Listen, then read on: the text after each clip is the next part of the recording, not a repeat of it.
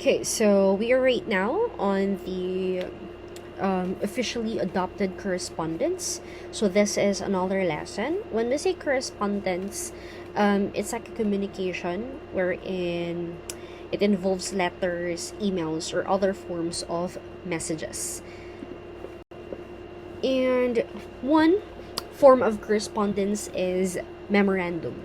So the Bureau of Fire Protection, the PNP, as well as the PJMP, they officially adopted the memorandum type. So when we say memorandum, it is commonly referred to as memo.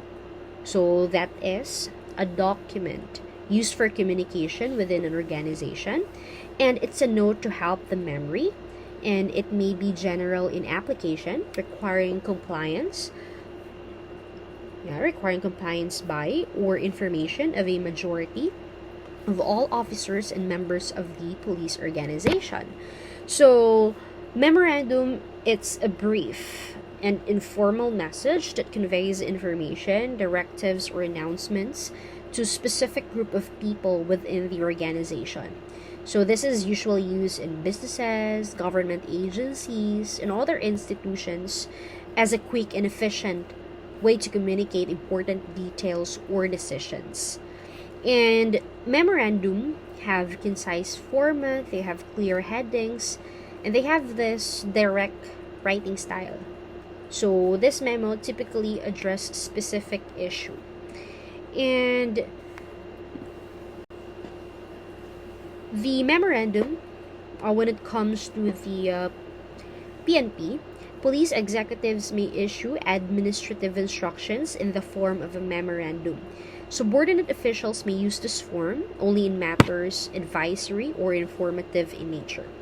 There is really no strict rule governing the tone of memorandum. However, it is usually noted that tone differs in accordance with the person or persons reading it. So this police memorandum, its common uses in police organization, it's for policy updates. So this may be used to communicate changes or updates to departmental policies and procedures. Also, this police memorandum is used to inform officers about upcoming training sessions, workshops, or any other professional development opportunities. Also, it's a form of internal communication. And also, if there are changes in the allocation of resources, then that information is relayed via memorandum. And also, there are different kinds of memorandum. So there are three. So if it is a memorandum, which is from a chief of office to his subordinates, the tone is impersonal. So example that you can see on this type of memorandum or these words for guidance and strict compliance. So the type of memorandum that we're going to use would be memorandum 2. If it is from a writer sending a memo to somebody of equal rank, then you still use the memorandum 2. But if we are going to write a memorandum to higher police officer or authority, we use the memorandum 4. And it's very important that we know what are the different parts of memorandum. So here are the general parts: the heading, the body, complementary, ending. When we say heading, these are materials above the first line of the body, and it has also some subparts, and we will tackle that later. And when we say body, it's the message itself, what the memorandum is all about. It gives us an insight what we need to know about it. So the substance of a type letter is distinct from the formal beginning and ending, and this part of letter is single-spaced. The use of the third person is prescribed to achieve objectivity. And also, the third one is complementary ending. So it is the closing portion. It refers to material found below the last paragraph of the body. And here are the parts of the heading.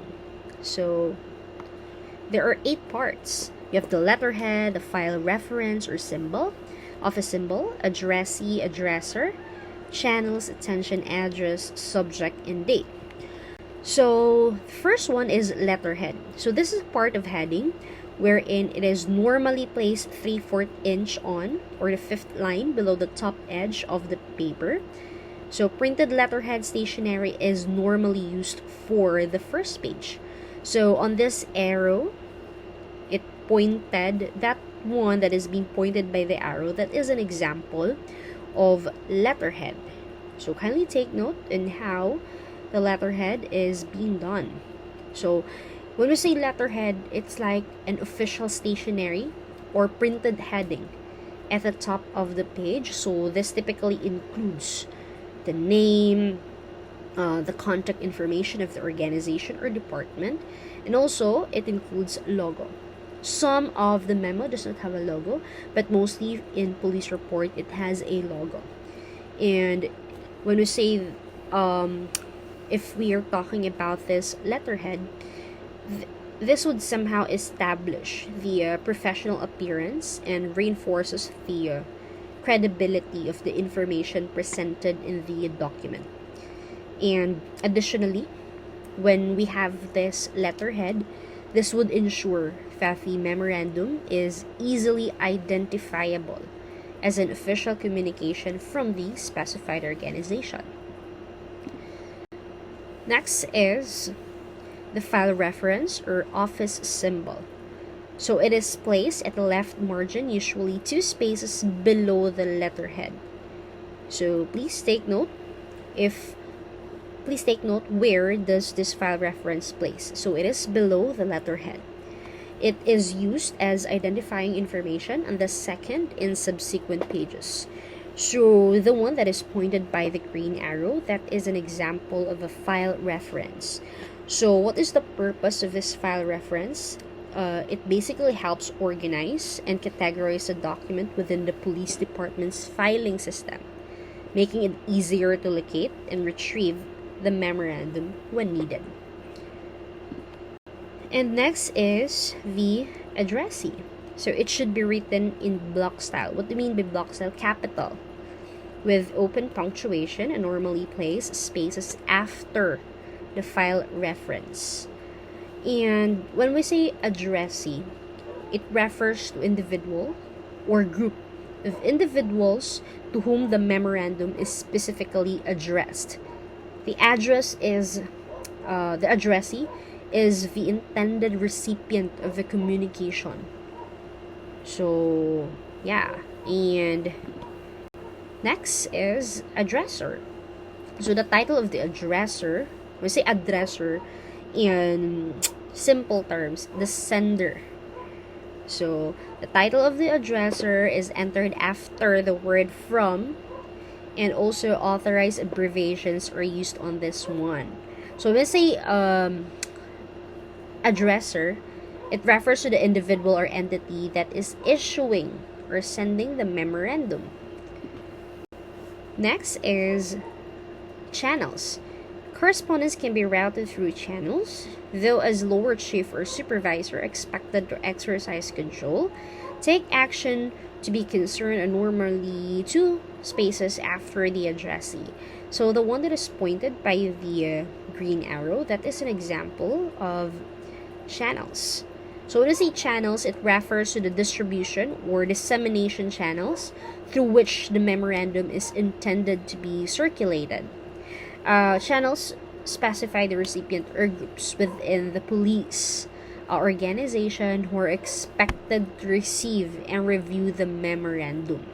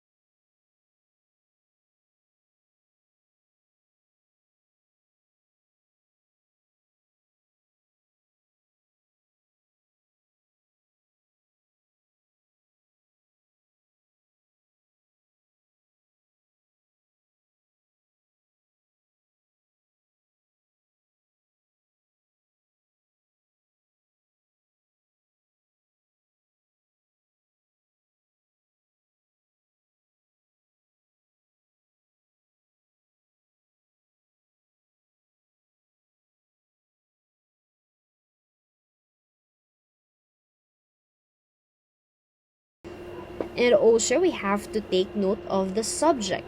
So, general rule for the subject, it should be direct and it should contain not exceeding 10 words. So, it starts 2 spaces below the addresser. So, yeah, the one that is pointed by the green arrow, that is the subject. So when the subject extends to 2 lines, the second line is blocked under the first letter of the first word in the subject. What you just have to know on the subject, it should not exceed 10 words. And also for the date, this is placed below the subject. So when it comes to the ruling of the date, the day and year are numeral, so that's from 1 up until so on. And the month may be spelled out or abbreviated. So it could be January, Feb, or February. So it's really up to you. If the month, however, is abbreviated, the year may be shortened. I think that's better or appropriate. And we are now on the body. So this is the second part of the memorandum, and there are 5 parts of the body of a memo: paragraphing, abbreviation, references, page numbering, and dividing a paragraph.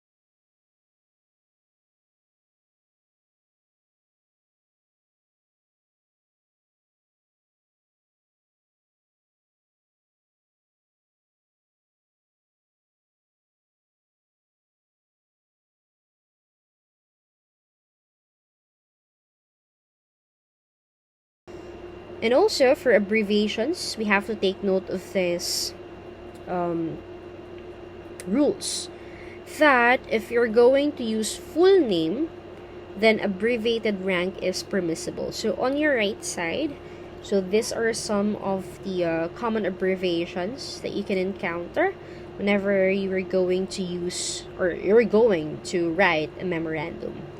So this is abbreviated forms for rank.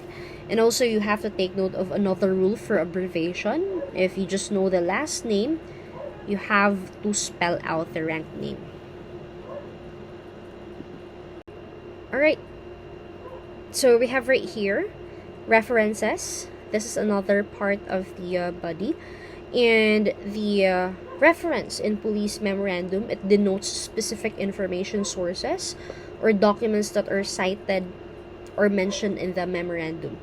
These references provide additional context, support, or background information for the content discussed in the memo. So here on the references, it will not be made to publication or document which is not available to the addressees of the correspondence.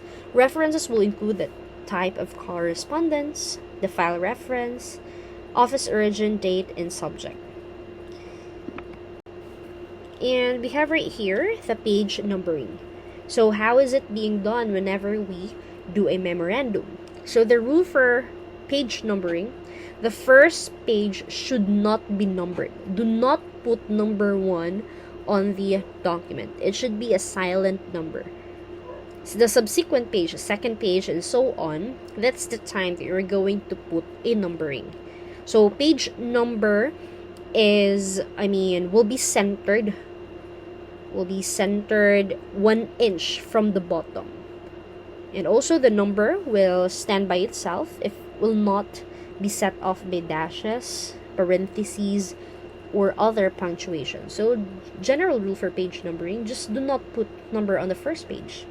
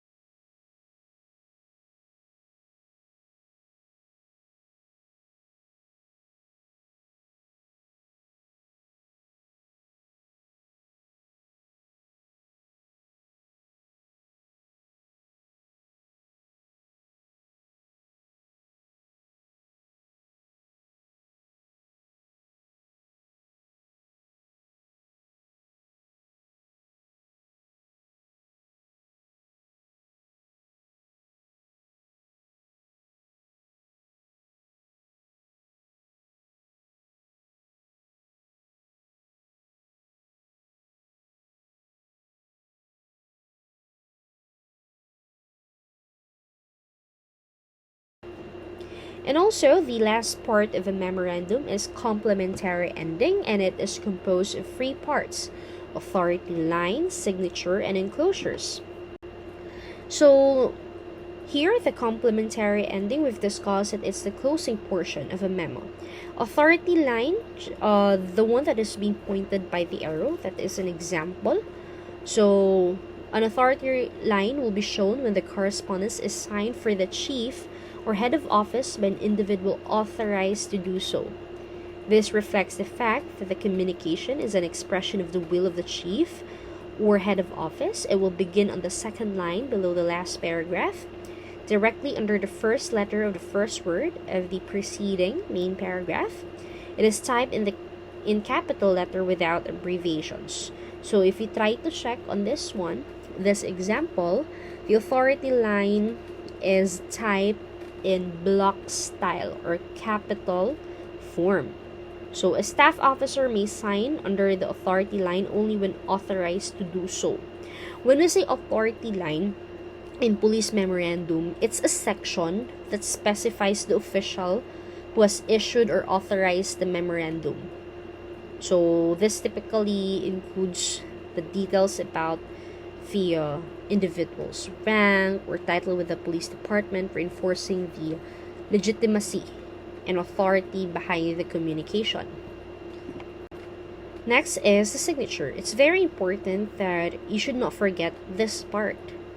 So when it comes to the ruling about signature, you have to sign it in either black or blue, black, ball pen, or sign pen. And it should contain the name of the officer. Officer as well as the rank. No, the name being typed, stamped, or printed in capital letter. It should be in block style whenever you're going to put the name of the officer's rank as well. You can, for officer's rank, you can use small letter. But for the name, it should be printed in capital letter. That's the rule when it comes to signature. And also, we have to take note when it comes to the using of double signature. The use of double signature is avoided.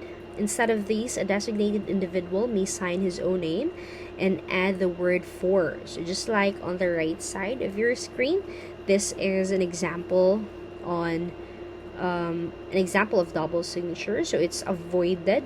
So you have to use for instead. So this is an example. And also, the typewritten portion of a signature begins approximately one space to the right of the center of a page, 5 lines below the authority line of the body. And another rule for